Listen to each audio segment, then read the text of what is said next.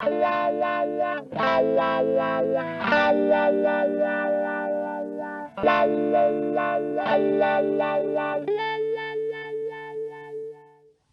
ustedes bienvenidos a este panel sobre una nueva economía para la próxima normalidad.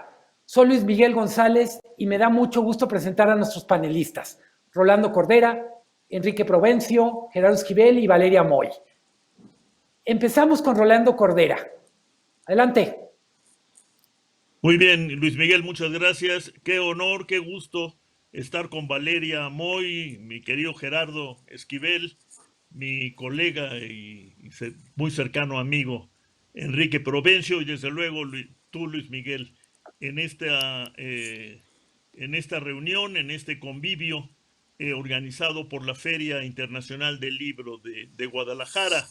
Quisiera aprovecharlo para decir que es además muy honroso, muy satisfactorio estar participando en una reunión organizado por la Feria Internacional del Libro de Guadalajara, a la que muchos le debemos enormes satisfacciones anuales de contacto con la cultura en vivo, los libros, los autores, los niños, los jóvenes y sus padres que beben y quieren y buscan consuelo, estímulo, aliento en este gran acontecimiento cultural del que todos los mexicanos debemos sentirnos muy orgullosos. Yo me siento, y lo quiero decir hoy, porque después de las desafortunadas declaraciones del señor presidente de la República, no nos queda otra que insistir con la Feria Internacional de Libro de Guadalajara. Estamos todos, porque todos nos enorgullecemos y nos beneficiamos de sus múltiples beneficios. Muchas felicidades para la FIL. Voy al tema. Más que una nueva economía, que es difícil de imaginar, me gustaría pensar en que tendremos una economía capaz de haber sanado sus muy profundas heridas, fruto de la pandemia y de la enorme caída que sufrió la producción en estos meses, capaz de recuperarse y así dar lugar a nuevos desarrollos, nuevos avances y sobre todo enfilar a la economía en su conjunto, que es, no se nos olvide, economía y sociedad, a una etapa larga de preparación para adaptarnos, para insertarnos en los nuevos mundos de la pasmosa, despampanante ola, que más que ola es un tsunami permanente de innovación tecnológica que la propia pandemia irónica y cruelmente aceleró. México tiene que estar inscrito en esta ola de innovación con dos objetivos principales: construir un proceso de reproducción de su economía capaz de sostener mejores cuotas de equidad social y de igualdad entre los mexicanos. Y por otro lado, una economía capaz de aprovechar las promesas y las ventajas de los muchos saltos tecnológicos y de la globalización que tendrá que venir y para la cual tenemos que prepararnos, lo que implica un enorme esfuerzo de construcción institucional. Tenemos que tener una economía programada, planificada, interconectada y alerta a los cambios del mundo y a los cambios que nuestro propio subsuelo está ya resintiendo. Ese sería para mí el gran propósito de un discurso de renovación económica que no voltee en efecto para atrás en busca de aquella normalidad de la cual vienen buena parte de nuestros males actuales. Es tu turno, Valeria Moy. Muchísimas gracias, Luis Miguel. Me encanta lo que dice Rolando, me encanta escuchar esa voz de buscar hacia el futuro y que me parece que además es un foro ideal para decirlo, ¿no? Gracias a la FIL por invitarme a este panel con estos grandes personajes que me acompañan. La verdad es un placer y un honor. Y bueno, ojalá que la próxima ya pueda ser en vivo porque sí se extraña ese ambiente, se extraña esa sensación de estar entre gente interesante y entre miles y millones de libros. Pero bueno, el título de esta ponencia, de esta plática, de esta conversación es una nueva economía para una nueva normalidad.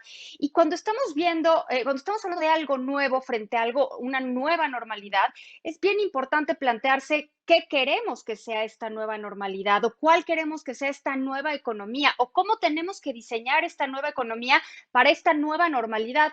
Porque sin duda, y aquí yo coincido plenamente con lo que decía Rolando, yo no quisiera ver que pasa la pandemia y que regresamos exactamente a lo mismo donde estábamos, que estábamos en un lugar donde la economía crecía muy poco, si es que no decrecía como en 2019, donde la economía crecía a unas tasas bastante pequeñas y además crecía de forma muy desigual en muchos sentidos de la palabra, muy desigual entre regiones, el norte y el centro del país crecen a una tasa o a un ritmo completamente distinto a lo que lo hace el sur.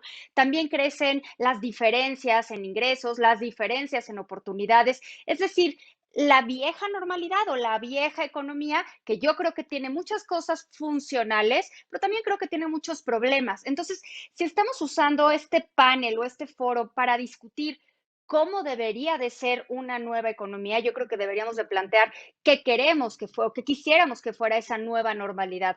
Y a mí, sinceramente, para una nueva normalidad, me gustaría ver un México muy distinto, un México donde veamos hacia el futuro, ya lo comentaba Rolando, pero ver hacia el futuro no de una manera únicamente como ilusoria, ¿no? O únicamente como aspiracional. Deberíamos de ver el futuro y actuar en consecuencia. Deberíamos de ver lo que está sucediendo en otros países. Somos parte del mundo, no estamos aislados ni debemos estarlo.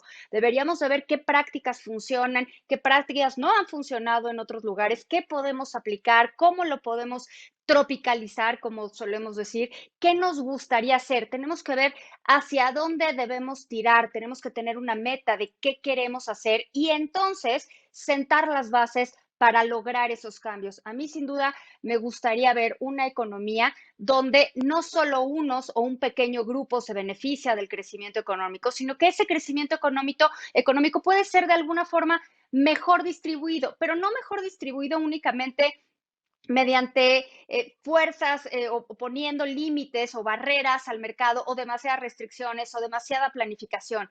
Me gustaría ver de inicio que hay más oportunidades para los niños de México.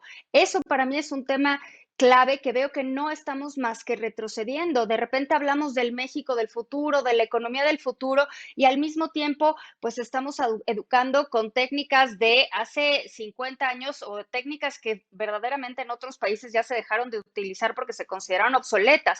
Entonces, no podemos pretender querer ser un país distinto, querer ser un país mejor y utilizar técnicas o en la práctica hacer cosas que nos llevan a ver el pasado. En ese sentido, pienso en el tema energético. A mí me gustaría ver un país preocupado por el medio ambiente, un país que quiere producir, pero quiere tener energías limpias, que quiere producir energía renovable, que además tiene todo para hacerlo y que además podría representar una fuente de crecimiento económico y de tratar de revertir el rezago que tiene justo en el sur. El sur es rico en posibilidades en temas energéticos, de energía limpia.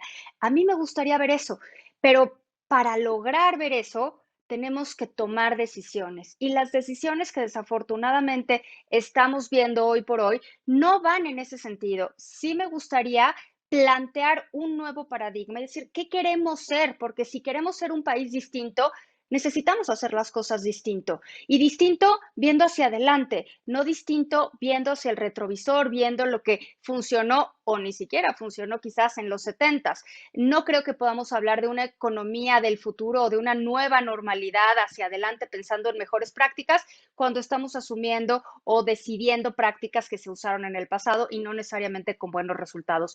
Eso es lo que me gustaría ver. Me gustaría ver un México más igual en el sentido de oportunidades. Me gustaría ver que cada niño, cada joven puede desarrollarse en la actividad que le guste, que mejor le competa, donde su talento pueda aprovecharse al máximo y no se desperdicia por falta de oportunidades, y donde todos tengamos este potencial de desarrollarnos como personas y contribuir a un mejor país. Eso es lo que a mí me gustaría ver, pero para eso hay que tomar decisiones. Dicen por ahí que no se debe dejar de pasar una gran crisis, que cualquier gran crisis conlleva una oportunidad.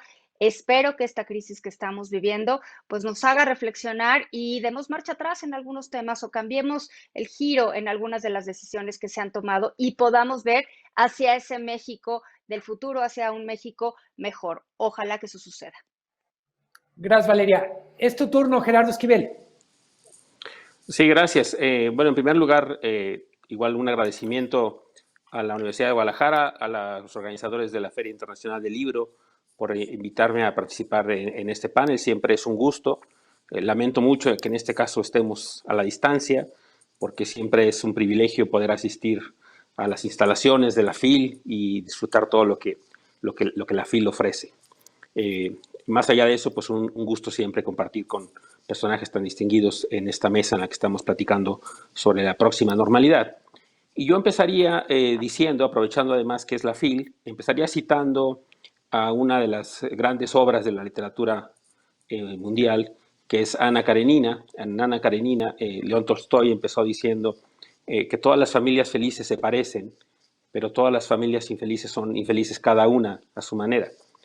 Y digo esto porque es algo parecido a lo que ocurre con la economía. Cuando la economía crece, todas las economías que crecen se parecen mucho, pero cuando viene una crisis, las crisis son muy distintas entre sí. Y esta crisis en particular, la crisis de la pandemia, es una crisis de la cual debemos aprender un poco sus características, sus peculiaridades, que son distintas a otras, las implicaciones que ha tenido para la economía mexicana y para la economía mundial en general, y un poco a partir de entonces pensar en cómo podemos mejorar las circunstancias para que en el futuro podamos enfrentar una situación parecida de mejor manera. Y de las cosas que sabemos ahora, por ejemplo, esta crisis, a diferencia, por ejemplo, de la crisis de 2008-2009, que fue una crisis que tuvo un componente financiero muy importante y que por lo tanto perjudicó a las personas de mayores ingresos que tenían grandes capitales y que de repente vieron una pérdida del valor de sus activos de manera muy importante. Esta crisis no es de esta naturaleza. Esta crisis es una crisis que, a diferencia de aquella, está teniendo un impacto muy profundo y muy significativo en los sectores más pobres de la población y que está de alguna manera exacerbando las desigualdades existentes. Y yo creo que eso es a lo que tenemos que irnos preparando hacia adelante, cómo enfrentar mejor, de qué manera podemos hacer más resilientes a las economías, y en particular a la economía mexicana, para poder enfrentar mejor futuras crisis que pueden o no parecerse a esta que estamos viviendo hoy en día. Y el tema de la desigualdad y las características que esto tiene, por ejemplo, sabemos que en el tema de los ingresos, pues los trabajadores más afectados de manera inmediata son los trabajadores informales, los trabajadores que tienen que salir y moverse y buscar su propio ingreso día con día, y que ante una situación como esta y que en un cierre de actividades como el que tuvimos que enfrentar en México y en el mundo, pues son los primeros que pierden su ingreso y su trabajo. Y por lo tanto empieza a afectar su nivel de vida y bienestar. El tema de la salud es fundamental y las características que esto asume. También sabemos que muchas personas que no tienen acceso a los servicios de salud están sufriendo significativamente en una crisis como la actual, asociada a temas estrictamente sanitarios en una primera instancia. Y luego tenemos el tema de que en circunstancias como estas también se sufren mucho los niños que tienen que dejar de ir a la escuela y que entonces el proceso de enseñanza-aprendizaje tiene que modificarse y que tiene que ajustarse a nuevas circunstancias para la cual no todo el mundo está preparado. No todo el mundo está preparado porque no todo el mundo tiene acceso a Internet, no todo el mundo tiene una computadora, un iPad, o su conectividad no es de buena calidad, etc. Entonces los niños sufren también con el proceso de enseñanza-aprendizaje, además de que no todos tienen condiciones en sus hogares para poder continuar con este proceso de enseñanza-aprendizaje de manera apropiada. Y por último, sufren en particular las mujeres, que son las que precisamente con los niños en la casa han tenido que llevar la mayor parte de esta carga, desafortunadamente, y eso tiene implicaciones también para sus decisiones laborales. Sabemos que las mujeres han sido quienes más han salido del mercado laboral y por lo tanto esto también tiene implicaciones para su nivel de vida, temas de estrés, temas de violencia intrafamiliar, etc. Entonces tenemos una multiplicidad de desigualdades que están viéndose exacerbadas por esta crisis, por las características peculiares de esta crisis, y hacia adelante tenemos que empezar a pensar cómo hacer una economía más resiliente. Y todo eso pasa por reducir las desigualdades en todas estas magnitudes. Desigualdad de género, desigualdad de acceso a la salud, desigualdad educativa, desigualdad de acceso a la conectividad y la desigualdad de ingresos y del tipo de trabajo al que tienen acceso los individuos. Y creo que eso es hacia lo que tenemos que pensar hacia adelante y de esa manera poder hacer frente de mejor manera a crisis futuras que posiblemente vendrán. Digamos, el tema de las pandemias ya sabemos que es un tema recurrente en la historia de la humanidad y en ese sentido deberíamos estar mejor preparados para ellas en el futuro. Con esto cierro mi primera participación. Muchas gracias, Gerardo Esquivel. Es tu turno, Enrique Provencio. Muchas gracias, Luis Miguel. Y quiero en primer lugar agradecer también a la Universidad de Guadalajara y a la Feria del Libro, por supuesto, la invitación y la oportunidad de estar en esta mesa y poder platicar sobre uno de los temas que está ocupando a muchas personas en el mundo. ¿Hacia cuál economía nos dirigimos y hacia cuál normalidad vamos? Y es un tema complejo, es cierto, porque la nueva normalidad apenas se está insinuando, aunque ya hay algunos rasgos de ella que podemos ver en el transcurso de esta crisis en 2020.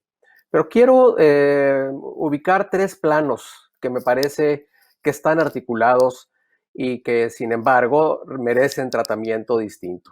Primero, que es que la próxima normalidad está empezando ya con las pautas de recuperación que estamos empezando a ver y que espero que pronto se vean cada vez más. Porque en la manera en la que nos recuperemos de esta crisis, vamos a ir construyendo esa nueva economía más resiliente a la que se han referido quienes me han antecedido y en particular Gerardo Esquivel. Ninguna crisis se parece a la otra, es cierto, aunque tengan rasgos comunes, pero también las recuperaciones son distintas. Y esta recuperación sigue dependiendo, seguirá dependiendo todavía de la forma en la que lidiemos con la pandemia los próximos meses. Será una recuperación cuyo ritmo dependerá de la manera en la que se normalicen las actividades económicas. Pero sobre todo, necesitamos que esta recuperación empiece a corregir problemas ocasionados por la pandemia, pero que heredamos de la situación previa. Ese es el primer plano. El segundo plano es que la normalidad que se aproxima, los cambios que logremos hacer y sobre todo los daños que queden de esta crisis van a estar modelando un sistema en conjunto cuya reforma ya se venía discutiendo antes de la pandemia. Muchas obras de los años previos venían hablando de hacia dónde va el capitalismo contemporáneo, la forma de organización económica que domina en el mundo. El más reciente de esos libros, el de Milanovic, planteaba que esa normalidad, esa nueva forma que tome el capitalismo, va a estar moldeada por la polarización que existe entre lo que Milanovic llama el capitalismo, de hecho el capitalismo político, el capitalismo típico de China, y el capitalismo liberal o el capitalismo típico de Estados Unidos. Y ese gran plano global que estamos viendo, que ahora, a fines de 2020, está ocurriendo y que se están comportando de manera distinta, van a seguir siendo muy importantes en la reforma que lleve la economía mundial de los próximos años. Pero hay un tercer plano más urgente e inmediato, que no va a depender de la nueva economía o de la nueva normalidad, sino que ya ocurrió, que es el impacto social, el empobrecimiento, la pérdida de empleos en algunos sectores y regiones la gran pérdida de ingresos que está ocurriendo en esta crisis, junto con otros efectos sociales con los cuales tenemos que empezar a lidiar ya en la reactivación y en la recuperación. Y me parece que hay que entrelazar los tres planos: el de la recuperación inmediata, el de la forma que lleve la recuperación del crecimiento para los próximos años y la introducción de los grandes cambios en la forma de organización económica que buscamos. Y coincido con quienes me han antecedido. Hay dos grandes cambios que son cruciales. El primero es que la nueva economía debe poner más cuidado, debe dar más atención a los bienes públicos y en especial a la salud pública, a la prevención y a la atención equitativa, igualitaria de la salud en la sociedad. Y el segundo bien público de mayor relevancia, junto con la salud, la atención a la educación a través de los servicios, incluyendo el acceso a los bienes digitales y la conectividad más equitativa, que requiere hoy una educación de calidad. Y estos dos grandes problemas, la atención sanitaria y la atención educativa, como bienes públicos que deben ser, tienen que ser colocados en el centro de la economía y de las reformas a largo y a mediano plazo. Y en el plano más inmediato, nos urge iniciar una recuperación más allá de la reactivación, porque la reactivación ya se está dando, que nos permita acortar los tiempos. En crisis anteriores hemos visto que volver a los niveles previos de pobreza lleva mucho tiempo. Necesitamos políticas más activas para recuperarnos más rápido y reducir los niveles de pobreza. Gracias. Muchas gracias, Enrique.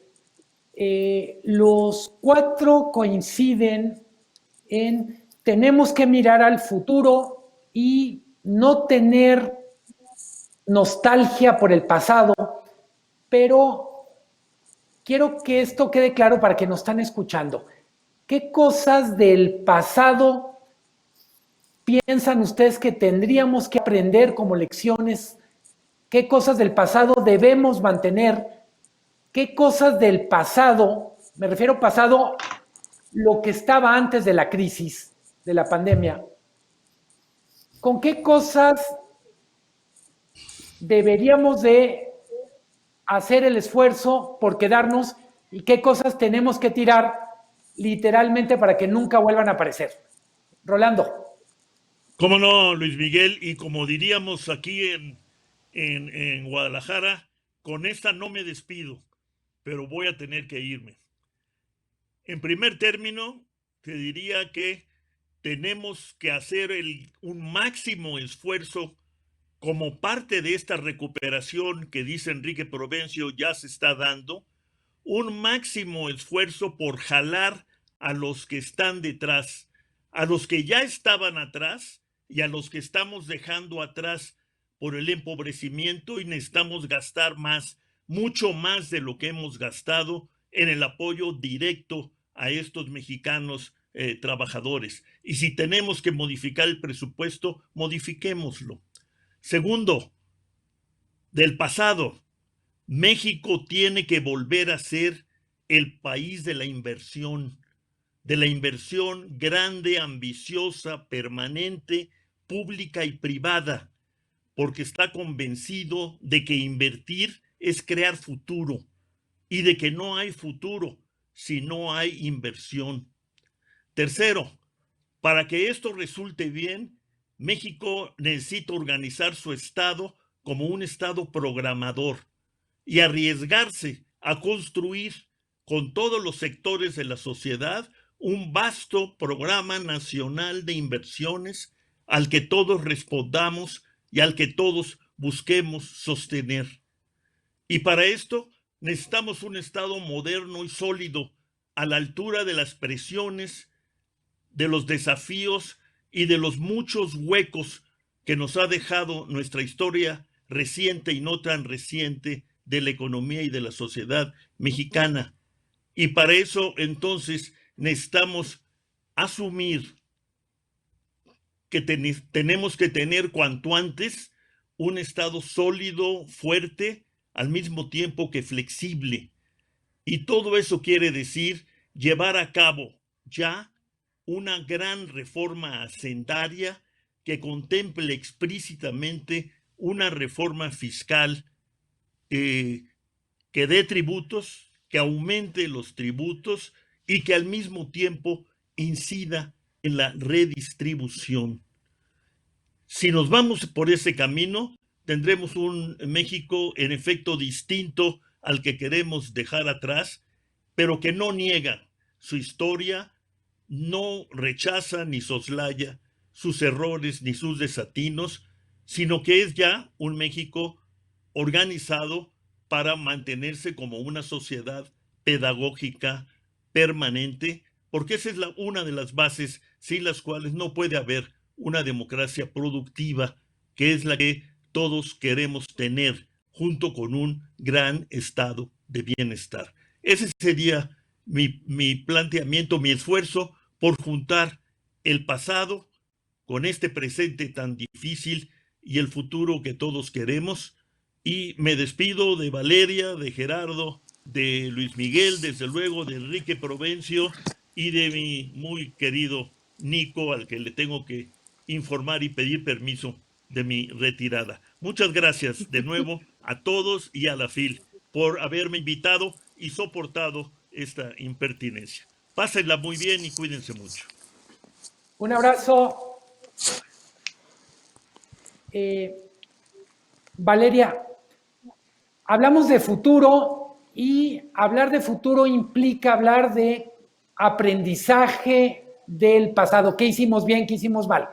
¿Con qué te quedarías del pasado? ¿Qué tirarías del pasado?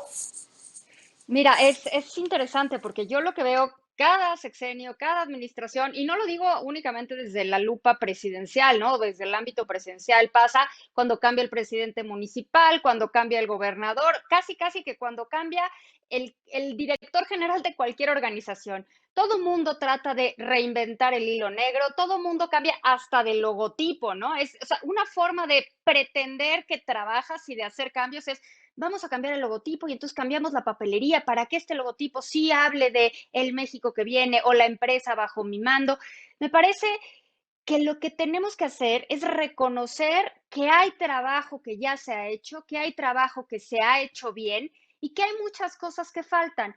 ¿Cuáles son las cosas que yo mantendría y que me gusta? Que algunas, desde luego, necesitan algunas correcciones, pero eso no significa que tengas que empezar de cero, ¿no? A mí esta idea de cambio de administración, empezamos de cero, me parece que estamos perdiendo el tiempo y estamos tratando de descubrir el hilo negro y no es una pérdida de tiempo, dinero y esfuerzo. Yo creo que hay instituciones en México que son bien importantes y que no es el momento de hacerlas más pequeñas, sino todo lo contrario, las tenemos que hacer más sólidas, las tenemos que hacer más fuertes, les tenemos que dar incluso en algunos casos más autoridad y más dientes, como dicen por ahí, para actuar, para poder que puedan ejercer su poder con un poquito más de fuerza, pues, pero lo digo en el mejor sentido de la palabra. ¿Qué instituciones me gusta y me gustaría que se mantuvieran? Me gusta, desde luego, en primer lugar, Banco de México. Me parece que Banco de México ha hecho un muy buen trabajo a lo largo de los años. La forma de organización me parece que funciona. Yo creo que Banco de México debería de ser una de estas instituciones que se debe de mantener cómo está y siempre buscando tener perfiles técnicos que cuiden el tema monetario del país, porque ya sabemos que la política monetaria es una ciencia, es un arte, ¿no? Entonces, creo que Banco de México es una. Hay otras instituciones, por ejemplo, el INE, que me parece fundamental, aunque eso va en términos de democracia y quizás le toque más abordarlo a una mesa más política o que hable más de temas políticos. En términos económicos, me parece que hay que fortalecer la COFESE que procura la competencia de los agentes económicos, me parece fundamental. La CRE, que es un tema de mercado energético, creo que tenemos que regular y tenemos que facilitarle y mejorar las condiciones de acceso a energía y eso lo hace la Comisión Reguladora de Energía. Entonces, este tipo de instituciones me parece que no las debemos minimizar y no solo minimizar, no las debemos hacer más chicas, les debemos de dar el respeto que merecen, las atribuciones que merecen, porque gracias a ese tipo de instituciones podemos tener mejores condiciones en el mercado de ciertos bienes y servicios que al final del día repercutirán en bienestar o en mejores precios o en mejores condiciones para los consumidores. Me parece que un esquema dentro un poco de Banco de México que podríamos mantener o que deberíamos de mantener es el tipo de cambio flexible. Algo que hemos aprendido de muchos años y de muchas crisis económicas es que tenemos cierta tendencia a tener problemas de balanza de pagos. Esta crisis es distinta, desde luego, la crisis del 2009 también fue distinta, pero históricamente hemos tenido varias crisis de balanza de pagos y eso yo creo que nos deja una lección y esa lección muy clara es las finanzas públicas importan, la macroeconomía importa, sí hay datos fundamentales que tienes que mantener bajo cierto control y tienes que ser ordenado en esos términos. Entonces, el orden que se tiene que mantener en la esfera gubernamental, en la forma de recaudar y en la forma de gastar, me parece bien importante.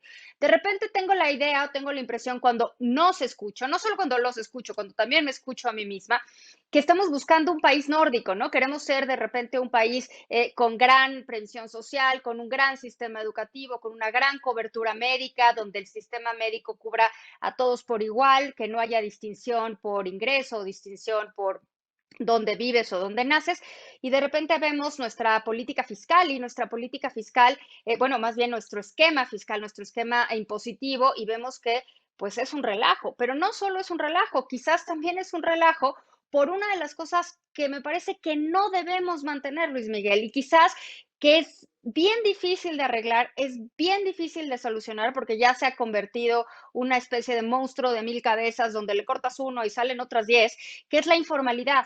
La forma en la que tenemos este mercado laboral. Ya hablaba Gerardo de que el mercado informal, el trabajo informal, fue el que primero primero perdió, claro, es un mercado más flexible, pero también hay que decir que es el primero que se está recuperando. En términos de crecimiento, el mercado laboral informal es el que está creciendo, no necesariamente por las razones correctas, es simplemente la gente no puede darse el lujo de no tener un empleo, entonces tienes que salir a buscar el alimento y el sustento de tu familia. Esta diferencia entre empleo formal y empleo informal que tenemos en el país me parece que es gravísima, gravísima no únicamente en términos fiscales o impositivos, también en tema de prestaciones sociales y de prestaciones laborales. Me parece que esto no es sostenible porque esta brecha que estamos haciendo entre el empleo formal y el empleo informal, que evidentemente tiene una connotación de productividad muy seria, pues eso al final del día nos va a llevar a que estas divisiones, a que estos sesgos entre una economía muy desigual, una economía con altos deciles y muy bajos deciles, o una economía del centro y norte que crece y una economía del sur que no, que simplemente se mantiene rezagada, creo que una de las razones que está atrás de esto es esa informalidad que tenemos y habría que revisar un poco las hipótesis de Santiago Levy en este sentido, ¿no? De por qué tenemos estas grandes diferencias en el mercado laboral formal y el informal, pero eso es algo, por ejemplo, Luis Miguel, que debemos de aprender que no está bien, que tenemos que cambiar y ojalá entendiéramos la lección y hiciéramos algo al respecto. Gerardo Esquivel, ¿qué mantendrías y qué tirarías del pasado reciente? Mira, yo creo que hay que reconocer, como decía Valeria, la utilidad de algunas instituciones y de algunas características de la economía mexicana que han sido útiles. Y para eso quizá valga la pena recordar, digamos, hablando de estas diferencias de las crisis y de la crisis actual con crisis pasadas, recordemos nada más cómo fue la crisis de 94-95. La crisis de 94-95 fue una crisis muy profunda en términos de caída del PIB, menos profunda que esta, de hecho, pero en términos disruptivos y de costo para la sociedad fue, creo, indudablemente mucho más alta, porque la crisis de 94-95 vino acompañada con un proceso inflacionario importante, un aumento en las tasas de interés muy significativas, que se tradujo en la pérdida de los activos para mucha gente que había comprado casas, departamentos o automóviles, etcétera. Y que fue en ese sentido una crisis mayúscula que afectó, pues yo diría, a buena parte de la sociedad mexicana de manera muy profunda. Esta crisis, con todo y lo que uno pueda decir de la crisis y la magnitud de la caída del PIB, por ejemplo, que va a ser pues, la más significativa en los últimos casi 90 años, afortunadamente no viene acompañada de estos elementos porque hay una serie de instituciones o una serie de políticas que están garantizando que la crisis, con todos sus efectos negativos en la actividad económica y por lo tanto en los ingresos y en el nivel de vida y bienestar de una parte de la población mexicana, no está tan generalizada o no está afectando en unas dimensiones que sí pudo haber afectado en otras condiciones. Y me refiero básicamente a que la preservación de los fundamentos macroeconómicos, y eso tiene que ver un poco con lo que decía Valeria, con el tema del Banco de México, la autonomía del Banco de México, que tenga como objetivo controlar la inflación y que esta se mantenga bajo control. Estamos hablando de una inflación que en el año pasado quedó abajo de 3%, este año va a cerrar también muy cerca de la meta, y que entonces va a ser una crisis sin inflación, y eso por lo tanto, digamos, suena quizá como algo, una cosa, digamos, pírrica, pero en realidad no lo es. Es muy importante que una crisis de la magnitud de la que estamos viviendo no se expanda por la vía de los desequilibrios macroeconómicos. Tampoco es una crisis de balanza de pagos, es una crisis que, dada la incertidumbre mundial que generó, por ejemplo, un choque inicial en el tipo de cambio que lo llevó a casi 25 pesos por dólar. Hoy en día estamos ya muy cerca de 20 pesos por dólar. Estamos recuperando la mayor parte de lo perdido justo porque se han preservado los fundamentos macroeconómicos. Y creo que eso, digamos, dentro de todo, creo que ha sido muy útil. Claro que se pudieron haber hecho cosas diferentes. Se pudieron haber hecho cosas diferentes en la parte fiscal, se pudo haber hecho algún tipo de apoyo diferente, mucho más focalizado. Yo he propuesto cosas en esa dirección. Se podría haber hecho, por ejemplo, creo que era el momento oportuno para instaurar un seguro de desempleo que no tenemos en el país y que no existe en la mayor parte de América Latina y que tiene una doble utilidad. Tiene una utilidad social, evidentemente, porque todas las personas que trabajan en la formalidad y que pierden su empleo pueden tener un ingreso en lo que logran recuperar parte de un empleo con las mismas características o similares, pero también tiene un componente contracíclico. Un seguro de desempleo justo tiene ese papel. Evita que se caiga el ingreso de las familias y por lo tanto que se caiga el consumo de estas y por lo tanto ayuda a que la crisis sea menos profunda de lo que es en ausencia de instituciones de esta naturaleza. Entonces, hay cosas que hay que mantener. Insisto, la estabilidad macroeconómica creo que es muy importante y el impedir que la crisis real se traduzca en una crisis financiera y por lo tanto en una doble crisis. Pero al mismo tiempo tenemos que pensar en cómo mitigar los costos sociales de circunstancias como la actual. Y para eso necesitamos pues empezar a modificar algunas cosas, empezar a pensar, por ejemplo, insisto, en cosas como la institución de un seguro de desempleo que podría ayudar en esa doble dimensión social y macroeconómica. Y podemos pensar en otras cosas hacia adelante, pero todas ellas van a pasar, como ya lo planteaba de alguna manera Rolando, por la necesidad quizá de una gran reforma fiscal. Y quizá sobre esto podríamos abundar un poco más, porque hacia adelante vamos a necesitar una reforma fiscal que le dé recursos al Estado. Yo coincido con lo que decía Rolando cuando decía una cosa que podemos recuperar es un Estado fuerte que tenga una visión y que tenga un cierto rol para proveer bienes públicos, por ejemplo, que pueda contribuir en distintas dimensiones. Pero eso no va a ocurrir en ausencia de una reforma fiscal que le dé un poco más de recursos al Estado y que permita entonces atender las múltiples necesidades que tiene la población en distintas dimensiones y que podrían ayudarnos entonces a tener una economía más resiliente hacia adelante. Entonces, yo eso haría. Eso plantearía, digamos, como lo que se puede mantener y lo que se puede modificar hacia adelante. Y ya si quieren podemos entrar en más detalle del tipo de reforma fiscal que creo que podríamos necesitar hacia adelante. Gracias. Quiero presionarte un poco, Gerardo. Valeria decía, hay que tirar esta como complacencia frente a la informalidad. Si tuvieras que tirar algo literalmente al bote de la basura, ¿qué sería? ¿Una idea que nos está haciendo daño? ¿Una práctica? A ver, es que, digamos, yo de entrada no estoy muy de acuerdo con el tema de la informalidad como que sea el problema. La informalidad para mí es la causa perdón, no es la causa del problema, es la consecuencia del bajo crecimiento económico. Digamos, es un círculo vicioso, evidentemente, pero yo creo que fundamentalmente no es el problema. Y esa es una diferencia que he tenido históricamente con Santiago Levy y con otros que han hablado mucho de este tema como algo que está retrasando el crecimiento. Yo creo que más bien es la consecuencia inevitable que si no crecemos más rápido, pues la gente necesita una ocupación, necesita un ingreso y recurren a la informalidad como una digamos, válvula de escape. Entonces, yo en sí mismo no veo a la informalidad en ese sentido como un problema. Ahora, tenemos que generar, eso sí, los incentivos suficientes para que lo que crezca, en todo caso, en la economía, sea la economía formal. Eso es lo que necesitamos empezar a cambiar y eso sí requiere mayor inversión pública y privada, eso sí requiere quizá eliminar algunos algunos sesgos que tienden a favorecer a la economía informal, pero no me parece que en sí mismo sea el problema. Insisto, yo creo que es una consecuencia indeseable de las características intrínsecas de nuestro desarrollo con bajo crecimiento que hemos tenido ya durante 3 décadas, ¿no? Mil gracias, Gerardo.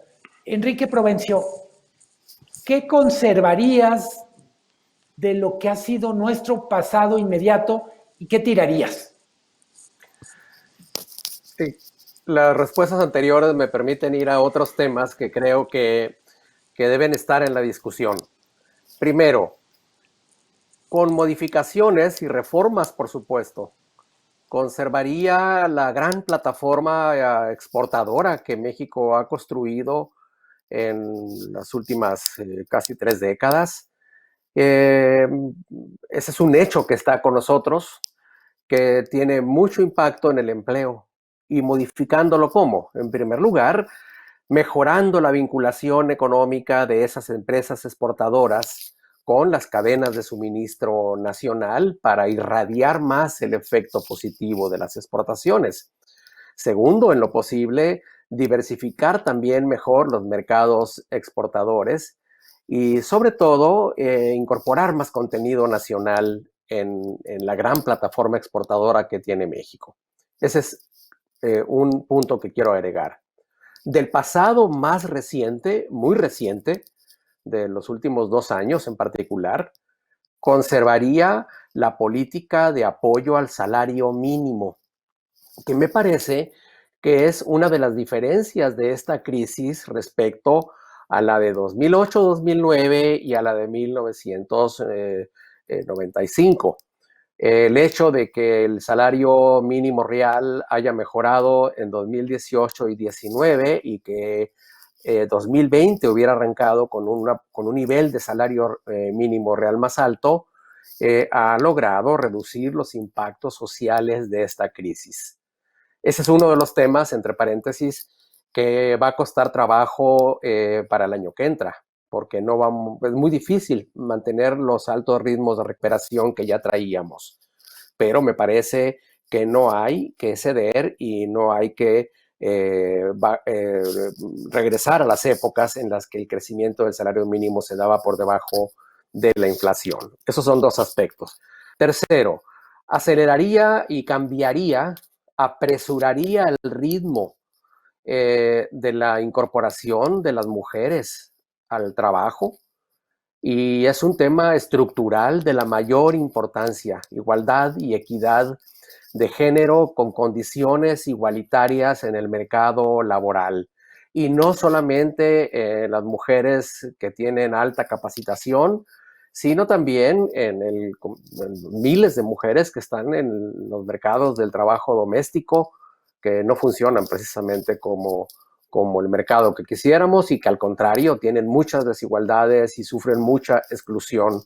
Y me parece que ese campo hay que hacer, en esa materia hay que hacer mucho trabajo, no nada más por razones de equidad y por justicia, sino porque es uno de los grandes potenciales para el crecimiento de los próximos años. Trabajaría mucho más en este tema que ya han comentado, de hecho, hemos comentado todos, que es el de la reforma fiscal, porque sin eso, a largo plazo no vamos a poder superar otros problemas estructurales que son urgentes, entre otros, el de la educación. Y mantendría sobre todo el conjunto de instituciones que tenemos aquí con nosotros, que son muy insuficientes, que fueron creadas en otro contexto, pero que sin duda son la base para el estado de bienestar que necesitamos en nuestro país. Con todo y que el sistema de salud sea tan fragmentario, que tenga una oferta tan desigual para los diferentes grupos sociales, está formado por un conjunto de instituciones con las cuales tendremos que trabajar en el sentido positivo para hacer más igualitario el acceso y de mejor calidad en los servicios de salud. Sobre todo trabajaría más en este aspecto que Valeria ha dicho, que es el de las desigualdades regionales y sobre todo en el gran impulso que necesitan los estados del Pacífico Sur, entre otros, pero principalmente los del Pacífico Sur, porque sin una política regional más activa, más intencionada, de crecimiento más igualitario, sin eso muchos otros problemas tampoco se van a resolver. Son los puntos que traería a la plática, y por supuesto estoy de acuerdo con el tema de la necesidad de mantener esta estabilidad de precios. Esta crisis en condiciones de alta inflación estaría teniendo consecuencias todavía más nefastas que las actuales. Muchas gracias, Enrique Provencio. La siguiente pregunta, probablemente sea la última por la limitación del tiempo, es Rolando Cordera nos dejaba un planteamiento que me parece muy interesante, y es mirar hacia el futuro con una visión más ambiciosa, con menos miedo. Si tuviéramos que impulsar hacia el futuro una gran idea que no esté en este momento en México, pero está en la discusión económica en el mundo, ¿cuál sería? ¿Cuál es la gran idea que nos falta traer a la mesa en México? Valeria.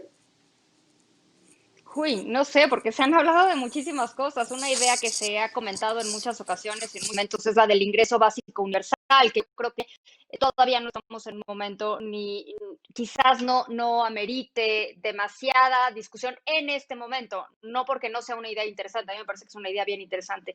Yo creo que una medida económica que tendríamos que hacer, aunque no suena económica, es cambiar el sistema educativo, pero atrevernos de tajo, o sea, hacer una inversión brutal en el sistema educativo, optar por apoyar al capital humano más que invertir en fierros. Yo recuerdo hace unos años, y por eso me quedé con esta idea, platicando con el que fue presidente del Banco Mundial en algún momento, comentaba que en Corea del Sur hace 50 años se tomó una decisión, ¿no?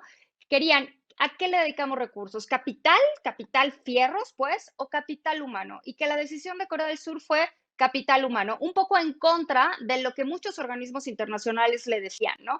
Yo creo que México ha dejado de invertir por décadas, quizás siglos, en su población, en su gente, en términos educativos. Yo haría algo radical en términos de educación, con miras hacia el futuro. No me sesgaría viendo hacia atrás, no haría libros de texto de la historia de la vieja guardia, haría algo innovador donde los niños aprendan idiomas, aprendan a programar, cambiar, claro. Estamos pensando en algo, esto casi que es la carta a los Reyes Magos, Luis Miguel, a mí me gustaría ver eso. Gracias, Valeria. Gerardo. Bueno, yo creo que, a ver, yo no pensaría en casi nada que sea, digamos, que no haya estado en la discusión. Para mí, creo que no podemos brincarnos fácilmente etapas, ¿no?, en el desarrollo del país. A mí lo que quisiera es que empezáramos a considerar seriamente, pues esto que ya mencionó Enrique, en términos de la construcción de un verdadero estado de bienestar. Eso es lo que necesitamos hacer, antes que quizá pensar en algo más dramático. Yo creo que para un país como el nuestro, con el nivel de pobreza y desigualdad que tenemos, creo que una de las primeras cosas que tenemos que pensar es cómo justamente reducir esas inequidades, y una parte de esto se resolvería construyendo realmente un estado de bienestar que les provea a los ciudadanos mexicanos, que les garantice un cierto mínimo nivel de bienestar desde la cuna hasta la tumba. Y eso implica pues mejoras en el servicio de salud, mejoras en el sistema educativo, mejoras en términos de seguro de desempleo, pensiones, etcétera. Eso es lo que tenemos que construir. Y eso implica, entonces, digamos, asociado a eso, pues el tema de la reforma fiscal, porque tenemos que financiar eso. Digamos, yo sí un poco digamos, en contraposición a lo que decía Valeria, que decía que a veces queremos ser un país nórdico. Bueno, a mí sí me gustaría que fuésemos eventualmente como un país nórdico, eventualmente, pero tenemos que dar pasos poco a poco, tampoco podemos llegar ahí de la nada. Entonces, tenemos que pensar primero, imaginarlo, segundo, estar conscientes que eso es, y de acuerdo en que eso es lo que queremos. Yo creo que una situación como esta puede hacernos un poco más conscientes, creo que ha hecho más conscientes a mucha gente de la necesidad de combatir ciertas desigualdades, y luego pensar en cómo hacerlo. Y cómo hacerlo implica pues una reforma fiscal. Ahora, hay distintos tipos de reforma fiscal. Una es la que planteaba un poco Rolando, una reforma fiscal progresiva, que recaude más y que pueda de alguna manera ayudar a generar recursos para poder dedicarlos justamente a la construcción de un estado de bienestar. Esa es una dimensión. Otra forma también sería ampliar la base gravable, hacer un sistema equitativo, un sistema fiscal distinto al que tenemos hoy en día, porque claramente el federalismo fiscal que tenemos es claramente ineficiente y no está funcionando de la mejor manera posible, básicamente porque la carga recaudatoria cae toda en el gobierno central y muy poco en los gobiernos estatales y municipales, que básicamente están ejerciendo un porcentaje del gasto muy significativo comparado con el esfuerzo que hacen recaudatorio. Y entonces tenemos que hacer una distribución más equitativa de los costos y beneficios de este proceso fiscal. Son cosas que tenemos que pensar en cómo hacerlas. Quizá no son, digamos, una idea extremadamente innovadora, no es algo que no esté en la discusión, pero es algo que es extremadamente difícil de hacer, porque tiene, por supuesto, connotaciones políticas también, pero tenemos que empezar a plantear esos temas en la discusión pública, porque si no los planteamos ahora en esas condiciones, pues difícilmente lo haremos cuando la economía esté un poco mejor. Así es que creo que es una buena oportunidad precisamente este tipo de situaciones para poder entrar a las discusiones de fondo de temas como estos. Gracias, Gerardo. Valeria habla de reforma educativa, Gerardo habla de reforma fiscal. ¿Qué planteas tú, Enrique Provencio? Dice muy bien Gerardo, probablemente todas las ideas en algún momento han estado, pero es una cuestión de dónde ponemos la lupa, dónde ponemos la luz, dónde ponemos los acentos. ¿Cuál idea complicada, ambiciosa propondrías tú para afrontar la nueva normalidad con expectativas realmente de ser diferentes mejores? Gracias. Quizá no sea tampoco novedosa, pero sí es complicada y ambiciosa. Yo pondría por delante, primero, la necesidad de que en los próximos años México vaya a una gran revolución ambiental, a que nos tomemos en serio la necesidad de que la recuperación y las futuras transformaciones se basen en una economía baja en carbono, en la economía circular, en esto que ahora se está llamando el nuevo Acuerdo Ambiental Verde, que va a implicar una gran transición energética, pero que también va a implicar un gran esfuerzo en protección de la biodiversidad, en cuidado de los servicios ambientales, en ataque frontal a la crisis del agua y en otros aspectos que son fundamentales, incluyendo los de las economías urbanas. En este gran cambio incluiría también la necesidad de que nos tomemos más en serio la economía de las ciudades, la reforma urbana, la necesidad de cambiar los sistemas de transporte, la necesidad de enverdecer las ciudades y mejorar la calidad del aire. Y ver todo eso no solamente en su lógica de bienestar, que sería más que suficiente y es suficiente objetivo, sino también en cómo articularlo con un gran cambio económico, dado el potencial enorme que hay para ganar en eficiencia en todas estas materias. Ese es el punto que yo agregaría, Luis Miguel. El tiempo es despiadado, es una hora. Creo que más que concluir, queda la invitación para mantener vivo el diálogo. Son muchas ideas. De mi parte y a nombre de la Feria Internacional del Libro, muchísimas gracias a Enrique Provencio, Valeria Moy, Gerardo Esquivel, Rolando Cordera, Nico Alvarado, que está literalmente detrás de las cámaras. Hemos aprendido mucho con ustedes y sobre todo hemos, yo diría, mantenido vivo el espíritu del diálogo que necesita la economía para una nueva normalidad, la economía para sentar las bases para un futuro más optimista. Mil gracias. Un abrazo a los tres. Gracias. Muchas gracias. Gracias, Luis Miguel, y gracias a la FIL. Adiós. Gracias.